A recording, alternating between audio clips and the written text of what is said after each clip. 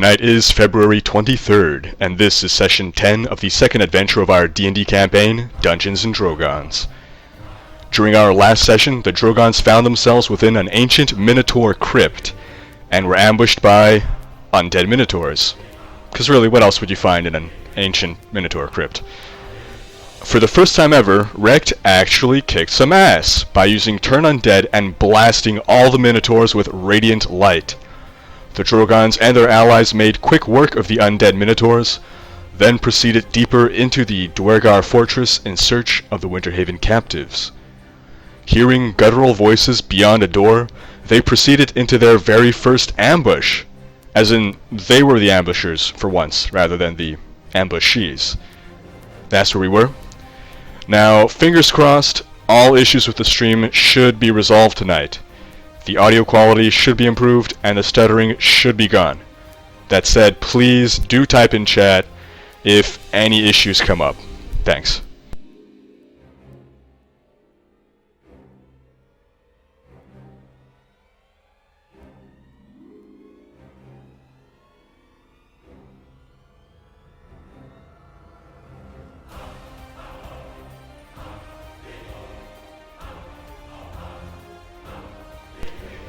So we ended last time with you guys opening the door, or rather it was Nima who opened the door, correct?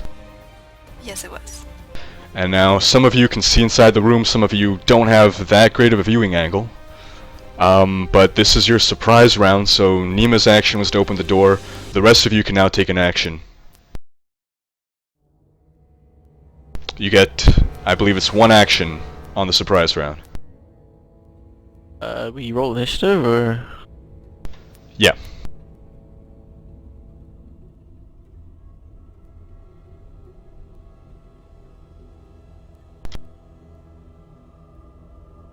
What? It says I'm on the list. Alright, sorry, hold on a second before you roll that initiative. I finally got a good one! Alright, those of you who have already rolled, I'll add that. Everyone else, you can now roll. Yay. We get a +2, right? Yes.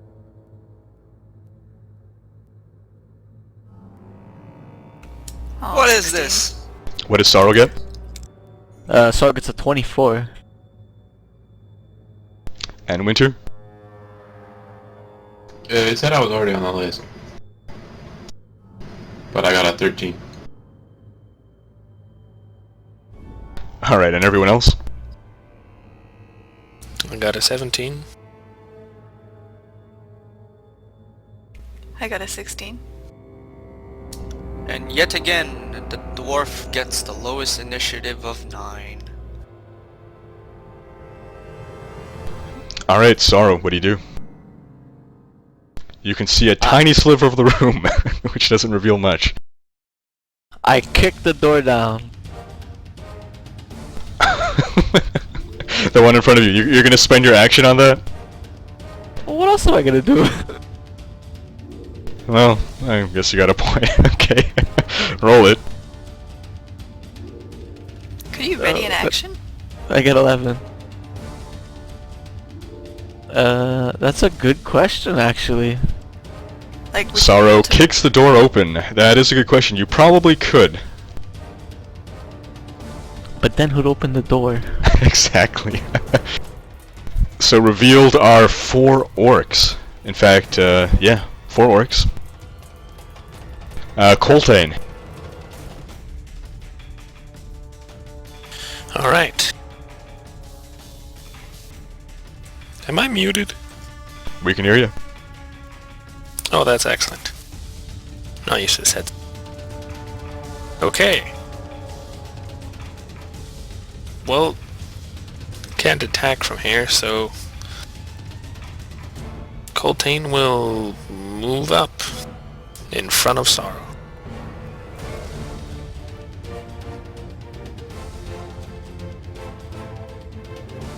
Actually, what's the minimum range on a charge attack? I believe you're Close. just in range. Alright, Coltane's gonna charge that orc.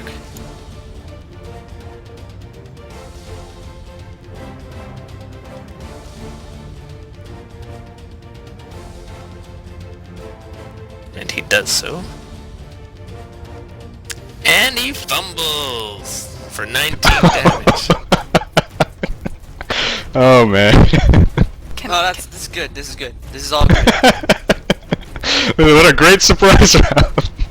Coltane pushes past Nima, but Nima, being unaccustomed to fighting with a party, does not just move out of his way. She kind of shoves back, making Coltane lose his footing as he stumbles in front of this orc. Don't worry, he's gonna get a critical on that 4 damage attack of his. Alright. Yeah, I know. So, Nima opened the door, so Wintier. I mark orc in front of me as my quarry and twin strike. The one that Coltane stumbled into. I'm predicting 2 fumbles. Oh god. A 27 for 9 damage and a 23 for 5 damage. Hold on a sec. And bonus 5 damage from the quarry.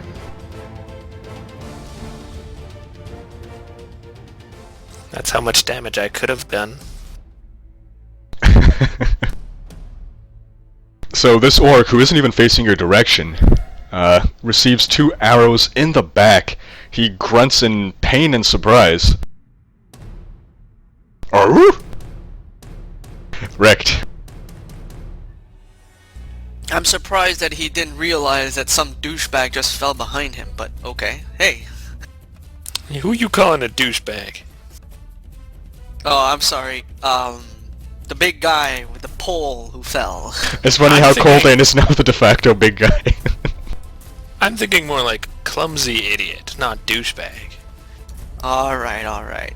Yeah, let me think. Should I just whack him? Nah, I'll light him up with an astral seal. Same target as Wintier's, the one that is already getting hit by failing poleaxes and arrows. Close enough, Halberd. Oh, You- halberd. My arrows didn't fail. Well, no, okay, the non-failing arrows and the failing halberd. And I roll a 19 versus reflex. He is really surprised. That he is. As Is everyone wrecked. getting combat advantage against him? Or not? Sure are, yeah.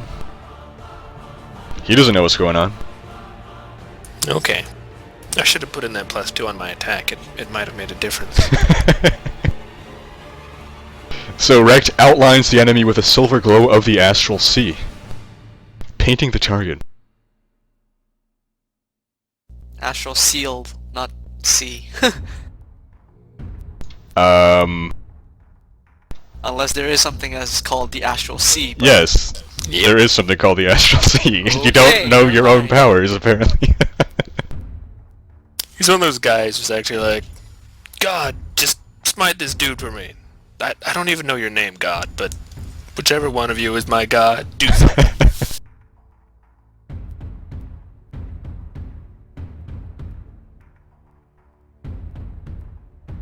Except for him, it actually works.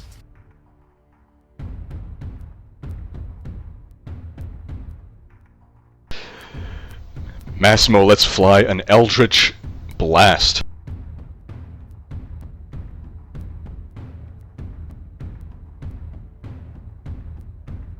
And it strikes the orc, bloodying it. Does he regain hit points? Yep, he instantly gets 5 temporary hit points. Oh, actually, no, it's healing, so I don't think it matters. And he does need the healing, in fact. He was not at full Okay. health. He heals 5. Wow, that was like the best person then to... Oh no, actually some of you are injured as well. 5, you say? 5. 2 plus my charisma modifier.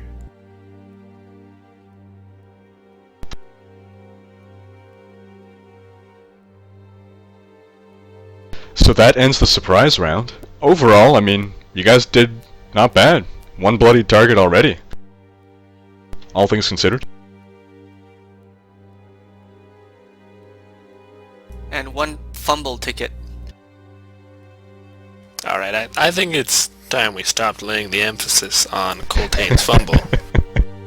No, the fumble is good. Remember our rule, right? The more we fumble at the first turn, it means that less will fumble later on. You've just jinxed it completely, I'm sure. Yep, now it's useless. I fumbled in vain. So the orcs start springing to action. This one here was just leaning up against the wall. He comes forward, takes out a hand axe, and hurls it at Coltane.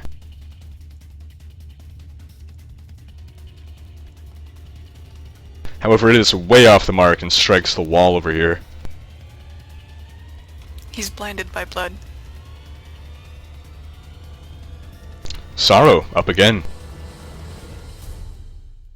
I want to set the table on fire.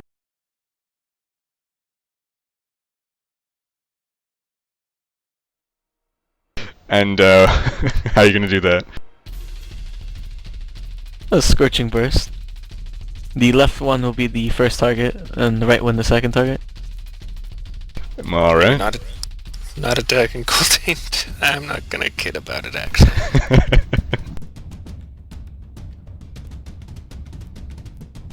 Because you never know. 24 versus reflex, and the second one's 11 versus reflex for 8 fire damage. You know, you almost always get a 7 on that, so well done.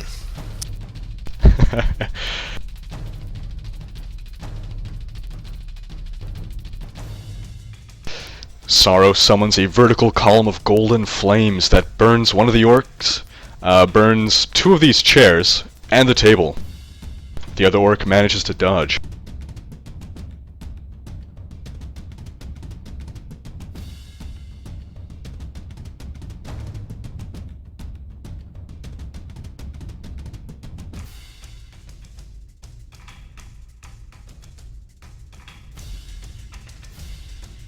So let me take a moment to describe this room for you.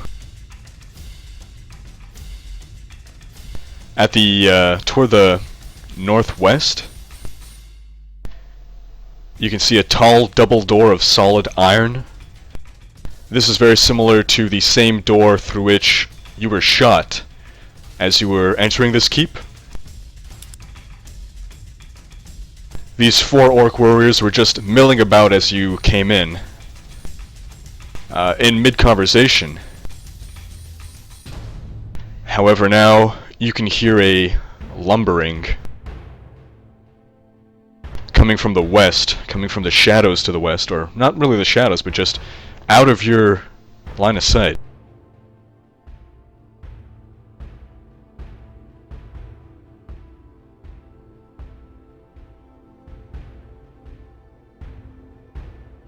Oh god. And an ogre lumbers into view. Oh dear lord. It's a bad turn to be dazed, I'll tell you that. That it is, because he is wielding a great club. He has reached, doesn't he?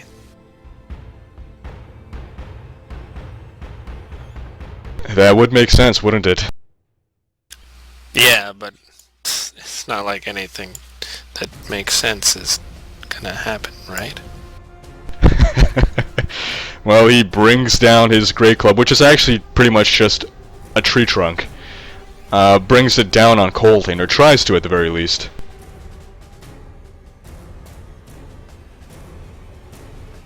Is that a tall orc in front of him? Because it'd be funny if he crushed the orc, too.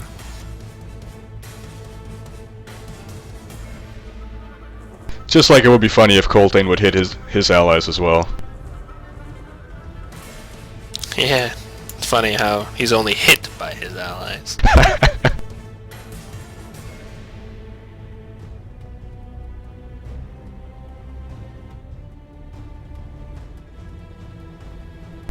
And the tree trunk comes down on Coltane and bashes him for 9 damage, dropping Coltane down to 37 out of 50?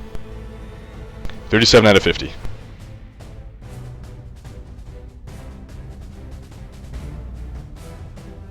The ogre rumbles, "Me smash intruders!" Coltane is up, recovering from his fumble.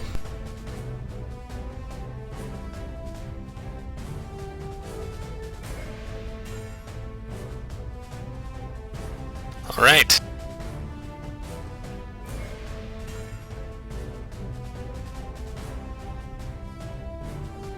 Coltane. Maybe we should back up. Like, into the hallway. So that only the ogre could come in or something. I'm already backed up. Well, maybe we'll back up later. Coltane will shift to the right. And use wolfhack tactics on the orc next to him, allowing Nima to shift forward for free if she wants.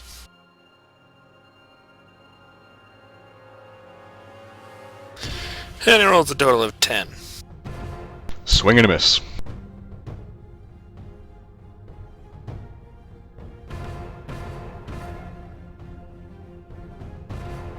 Nima. So Nima will mark the orc in front of her with Oath of Enmity.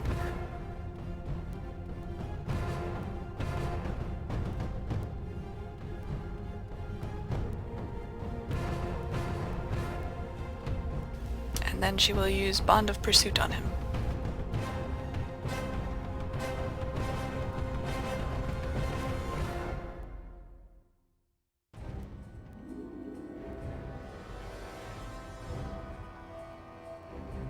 So that's a 28 with a hit of 10.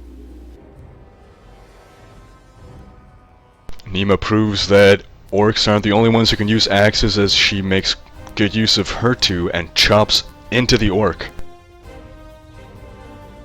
It is now bleeding profusely. And still hasn't had a chance to really recognize what's going on. This still has his back to you.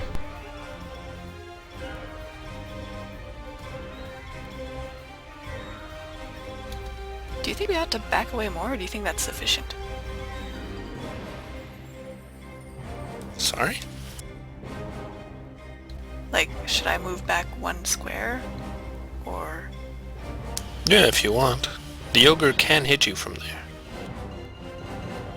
Yeah, one more wouldn't hurt. So Nima will back away 1 square.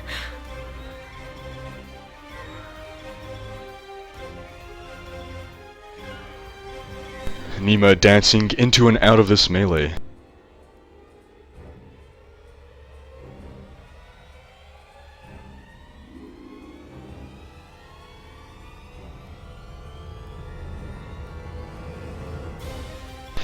The orc that has been the victim of all these attacks spins around, drawing a great axe, spies Coltane, lets out a roar and seems to recover slightly from his wounds as he chops, or tries to chop, into the human warlord.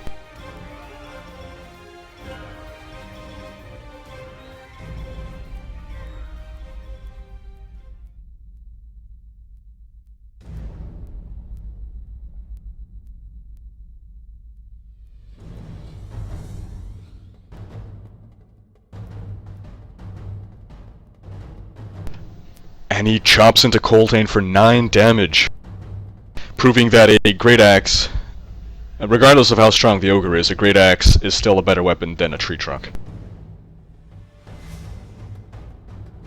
Or at least as good. Or at least.